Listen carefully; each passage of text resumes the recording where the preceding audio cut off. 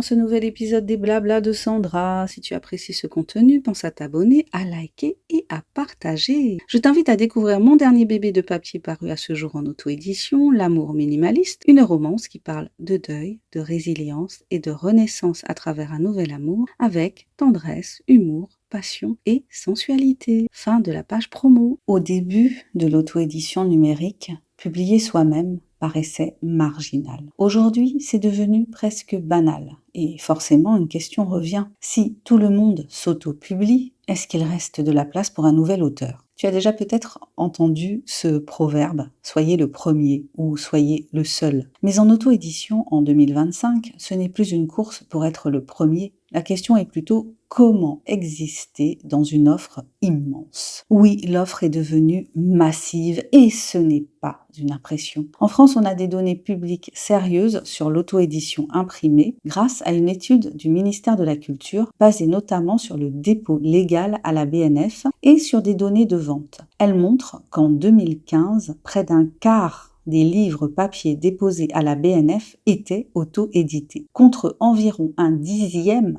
40 ans plus tôt. Ça ne veut pas dire qu'un quart des livres vendus est auto-édité, ça veut dire qu'un quart des livres déposés, donc produits, l'était déjà en 2015. Autrement dit, la concurrence est structurelle. Et du côté de l'édition classique, le syndicat national de l'édition indique qu'en 2024, il y a eu 36 232 nouveautés, ce qui représente une baisse par rapport à 2019, et environ 426 millions d'exemplaires vendus, tous circuits confondus côté éditeur. Donc oui, beaucoup de titres sortent et l'attention des lecteurs est limitée. La question n'est pas peut-on publier en auto-édition, mais peut-on être lu en tant qu'auto-édité ? L'étude du ministère de la Culture donne un chiffre très concret. En moyenne, un livre auto-édité imprimé se vend 22 exemplaires contre 1458 pour un livre publié à compte d'éditeur. Ce chiffre peut faire mal à entendre, mais il est utile. Il rappelle que la majorité des livres auto-édités restent peu visibles, pas forcément parce qu'ils sont mauvais, mais parce que la découverte est difficile. Pourtant, oui, il existe des trajectoires françaises où l'auto-édition a payé. En France, on a des exemples documentés où l'auto-édition a servi de tremplin. Il y a Agnès Martin-Lugan, son premier roman Les gens heureux lisent et boivent du café a d'abord été publié en auto-édition et a eu un très grand succès en auto-édition numérique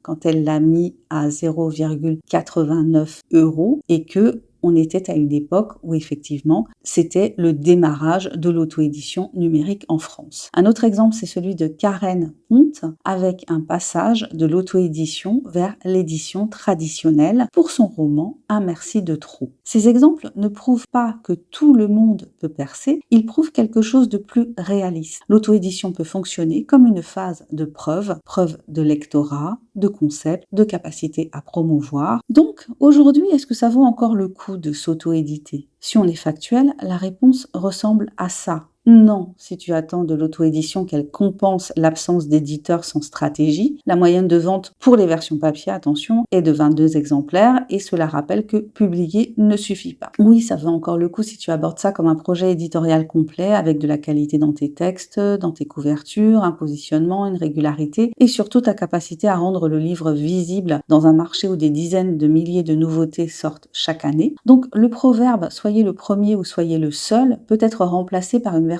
plus moderne, trouve ton lectorat et débrouille-toi pour le fidéliser. Parce qu'en 2025, le vrai avantage compétitif en auto-édition, ce n'est pas d'être le premier, c'est d'être lisible, trouvable et recommandable.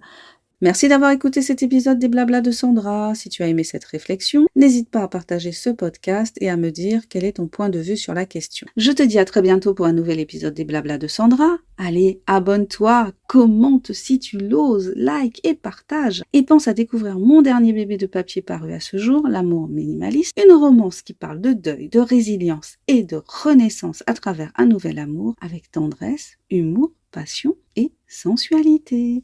Bye bye!